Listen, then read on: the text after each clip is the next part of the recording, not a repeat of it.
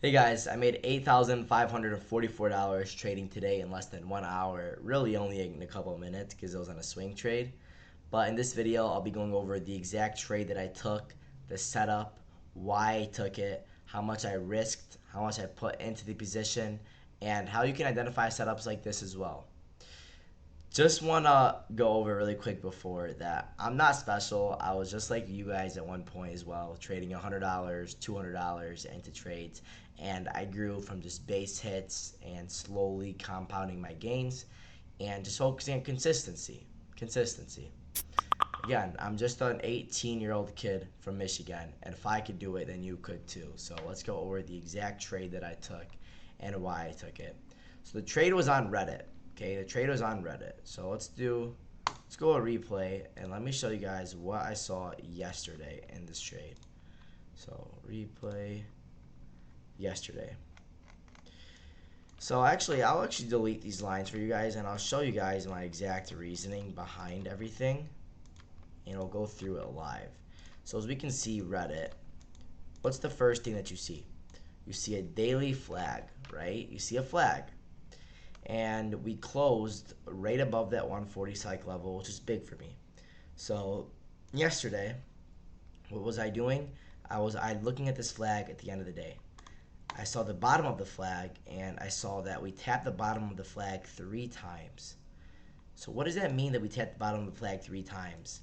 The rule of threes in the stock market. I don't know if any traders taught you this before, but the rule of threes is very, very, very important.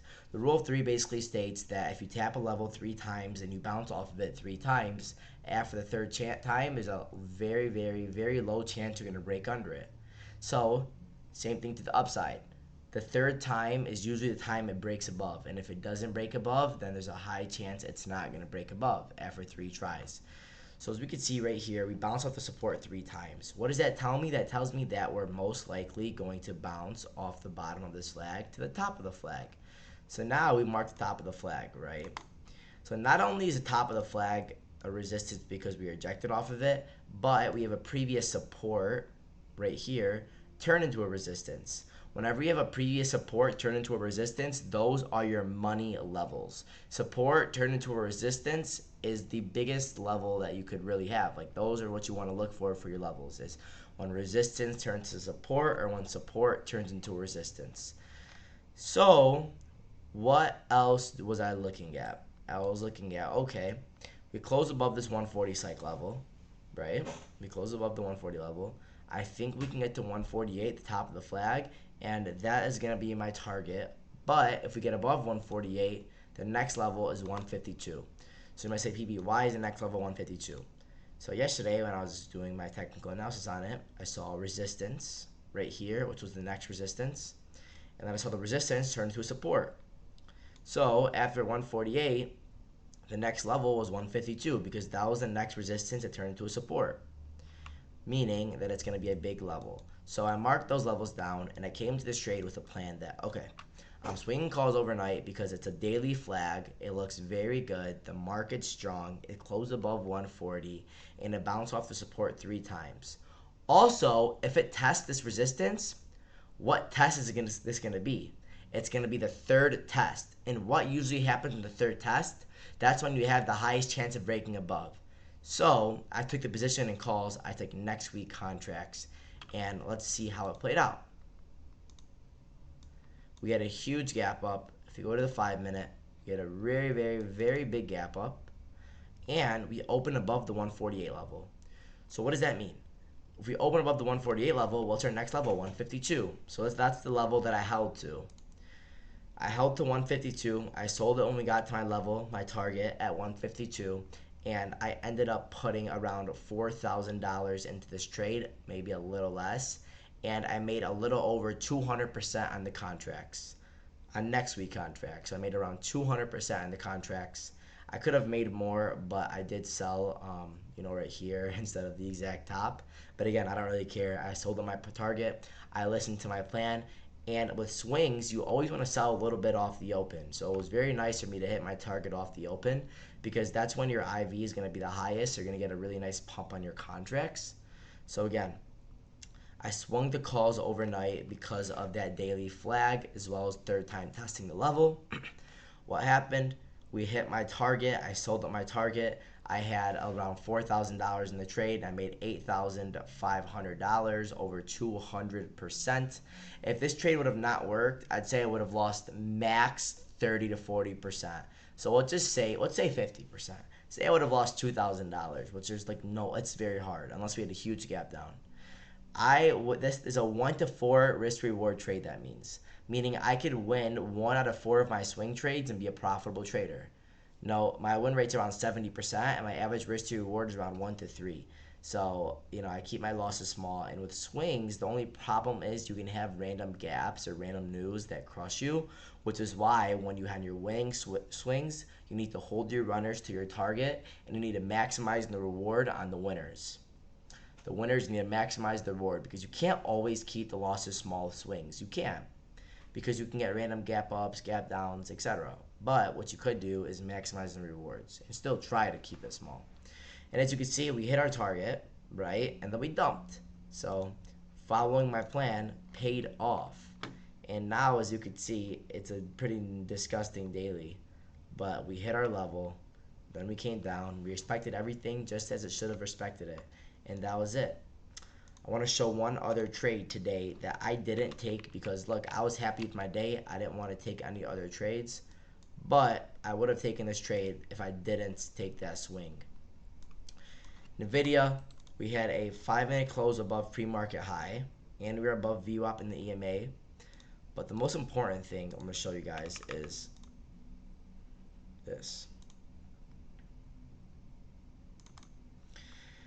Look at NVIDIA in the morning and look at QQQ. QQQ was dumping and NVIDIA was ripping. What does that tell us? That tells us that NVIDIA has relative strength, the strongest stock. So what happens? 5-minute close above pre-market high, above the EMA. We get above that 150 psychological level, and we're approaching an all-time high breakout. So we get a EMA retest, and then we start flagging off the EMA. When you see this consolidation off an EMA and these very, very nice wicks, this is a very, very, very good sign. This is a beautiful, beautiful setup.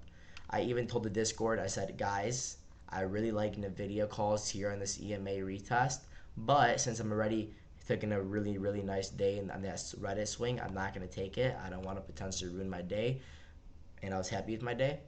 But this was the A-plus day trade, in my opinion, off this EMA retest.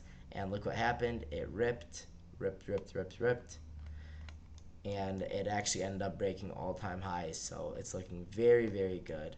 But again, I just want to kind of show you guys that this is a day trade that I would have taken if I took any day trades today off this EMA retest. And everything was also alerted in the community. So this video is basically just to show you guys that, although like I saw a sick trade since it was after I had a really nice runner, I don't want to potentially ruin my day. Like, how many times have you guys been in a really nice trade? You've been very green. You take another trade, trying to make a little more money, trying to be greedy, and you lose it. No, I'm not. I keep my money. I get my money and I run. And I follow my plan. If I didn't follow my plan here and I was greedy, look what happened. It went all the way back down. That's why you follow your plan. And yeah, sure, sometimes you're going to go with tens of thousands of percent. But that's not what matters. What matters is that you follow your plan, and over the long run, I promise you, will play out in your favor. It will. It will. So this was an example of a swing trade that I took. And the best thing about the swings is like, man, it's just like overnight, we don't watch it during the day. You make your decisions at the end of the day. Usually for swings, I like to enter at the end of the day. And if I'm selling, if I'm taking profits, it's off the open. Off the open is a very good time to sell some swings. But yeah, so that was the trade that I took today to make over $8,000. And again, please don't use this video as like, oh, he made $8,000. Let me go take a stupid trade, or let me go full port my account. No, if anything, it should be the opposite. It should be like, wow, PB started with little size just like me, and he's got to a point where he's having $8,000 days, all by compounding and adding up small wins. Guys, I have days where I make $1,000, days where I make $2,000, days where I lose $1,000. But all that matters is that I keep my losses small, and I add up the base hits, and then when opportunities like this happen, I maximize on them. That's only because I had the capital to do so because of base hits. So if there's one advice I can give you for growing your account is focus on the base hits, and eventually you'll get a home run. But you don't need those home runs. The base hits add up. The base hits are what win you those games. So without further ado, I hope you guys enjoy. Subscribe, like, comment any questions, and follow me on Instagram below, link in bio. Love you guys. Let's keep crushing it. Peace.